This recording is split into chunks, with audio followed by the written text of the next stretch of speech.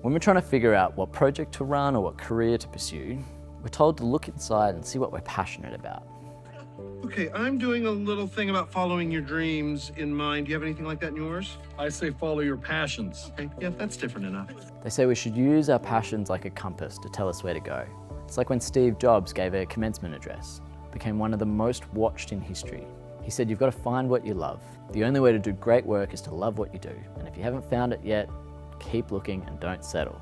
It's not just speeches that are saying this, but books too. Here's Google's data from published books. The idea that you should follow your passion has taken off in the last 20 years. It makes sense why people say this. I love my work, and I'm really passionate about what I do. Most successful people are passionate about what they do too. Doesn't that mean that we should follow our passions if we want to succeed? Shouldn't we use it as an inner compass? Probably not. There's good reasons to think that our passions might be a bad compass. First of all, for most passions, it can be really hard to find a job. Around 90% of students, for example, say that they're passionate about music or art or sport, but less than 3% of jobs are in music, art or sport. For every 30 people with a passion, one of them gets a job following that passion. Before Steve Jobs was passionate about technology, he was passionate about Zen Buddhism and Western history and dance. If he'd followed his passions, he might have to change his name to Steve No Jobs. Moving from a passion to a paycheck is a risky strategy, just like my attempts at so-called comedy. Instead, Jobs moved into technology to make some quick cash. He eventually became passionate about technology, and that reveals a truth about our psychology. Passions are the results of meaningful, engaging work, not the source of it. There's been decades of research on what makes meaningful work, and it's found a few key ingredients. Even if we're already in a job, it's useful to know what these are. They help us know how to shape our work in the future. There are a few obvious negatives we know to avoid. Very long hours, long commutes, and unfair pay and insecurity. Each of these reliably make us pretty miserable. We all want projects that fit our personal life. But to make us happy, number one is work that gives us the right amount of variety and choice and challenge. We don't like work that's either boring or overwhelming. Number two, we want work that helps other people. Surveys have found that people working in, say, fashion design don't feel like their work is meaningful, and that really inhibits their job satisfaction. Whereas people like firefighters and midwives and doctors find their work meaningful because they're helping other people. So we usually get meaning from work that helps make life better for others. Number three, we want supportive colleagues. A bad boss can ruin a job that would be perfect otherwise. It's important to work with people who both want to help us and who actually do help. We're more satisfied when people care about our success and give us the feedback we need to get there. These people help us find the fourth ingredient, work that we can get good at. A sense of achievement and accomplishment are some of the best motivators in work. These are often why we find music, sport, and art so motivating. They each give us a strong sense of accomplishment when we win or we get better or we finish an artistic project. But many jobs give the same sense of accomplishment. In a good work environment, it's easy to feel proud of your success, no matter what you're doing. It's our success that makes us passionate and makes us want to do it more. Our passions are less like a compass, telling us where we should go, and more like a trophy, the rewards from success. The thing is, trophies make crappy compasses. So we want to find work that we can get good at, areas where we might have personal fit. Personal fit is where our strengths fit the task. When we have personal fit, we're more likely to do well in a job, and doing well gives us a sense of accomplishment, and that accomplishment fuels our passion and our motivation.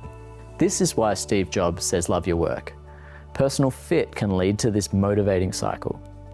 But if we start with our passions instead of our fit, we can end up in some of the tough gigs from earlier. I love playing sport, but there was no way I could have the skills to be a pro athlete. I would have ended up as the water boy at best. I had bad personal fit. This matters because many efforts to change the world are driven by passion. That internal drive is worth listening to, but it's not the only thing worth listening to. As we've talked about, if we want to make a difference, we do better with neglected and effective solutions to important problems. Of those, we want to find those where we have a good personal fit. The change we can create in the world is a combination of all the factors we've discussed so far. The scale of the problem, how many people does it affect and how badly? How easy is it to solve? Are there interventions that we think might work? How neglected does it seem to be? Is there low-hanging fruit? And how good is our personal fit? For personal fit, we don't want to just focus on the things that we were good at in the past, but also the things you might be able to get good at in the future. Too many people keep doing what they've always done without exploring enough options.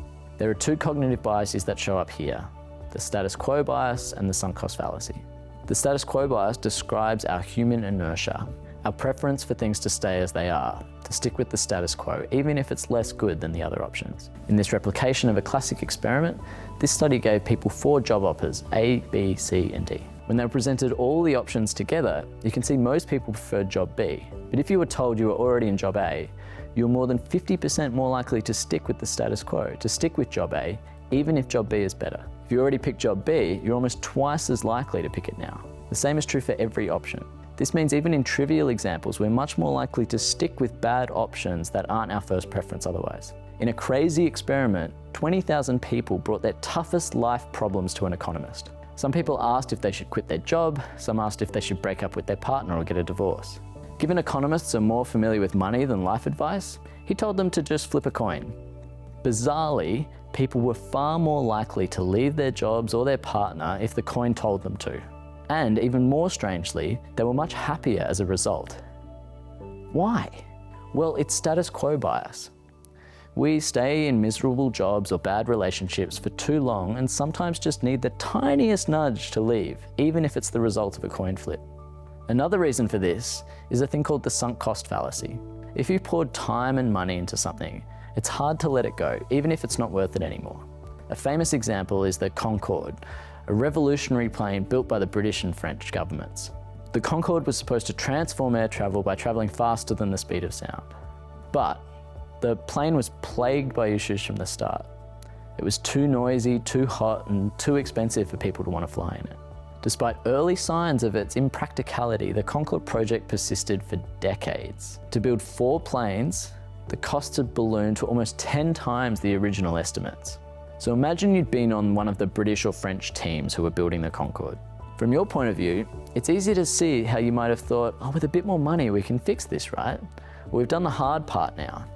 Because you'd already spent so much time and money, abandoning the project would have felt embarrassing. Instead, these governments spent billions more trying to make it work. It's easier for us to persist with something in the hopes that it might work, rather than acknowledge that we've wasted our time. It's a good example of the expression throwing good money after bad. In a review of 98 experiments, results showed a clear sunk cost effect. The more time and money we throw into something, the harder it is to abandon it, even when it's better for us to change. Sometimes we need to cut our losses and go home. At work, we might need to cut a project halfway, even if we've worked hard on it. And in our careers, we might need to move in a different direction once we realize it's not as valuable anymore.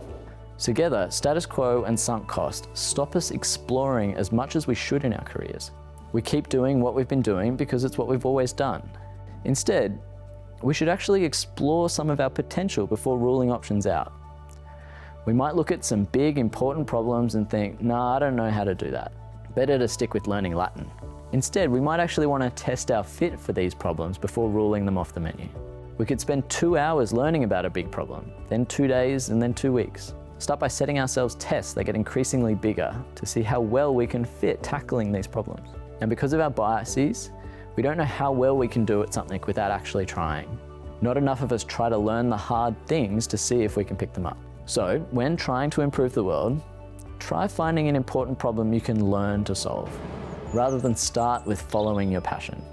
As Steve Jobs showed from his career, once you get good at something, like building technology, you'll often become so passionate about it that you'll want to make it the focal point of your commencement address. So passionate that you'll forget you used to prefer dancing and meditation. One contrast to Steve Jobs' commencement address is the one from Bill Gates in 2023. Like Jobs, he was a force in the early days of technology, but he spent the back half of his life doing something totally different, tackling global health and poverty. He said, when you spend your days doing something that solves a big problem, it energizes you to do your best work. It forces you to be more creative, and it gives your life a stronger sense of purpose. He talks about how this means taking both big and small pivots in your work. What you do tomorrow or for the next 10 years does not have to be what you do forever. We don't have to stick with the status quo. We can drop the sunk costs. You're already doing the right thing by being here, doing this course. When we build our skills in a course like this, we can improve our fit for lots of jobs. We'll give you a taste of lots of areas, from psychology to philosophy and medicine. We'll apply them to lots of problems, from global health to animal welfare and global risks like artificial intelligence. As Bill says, I thought I knew everything when I left college, but eventually I realized that the first step to learning something new is leaning into what you don't know instead of focusing on what you do know. Together we'll lean into some ideas many of us don't know about, so that you can find big problems and learn how to actually fix them.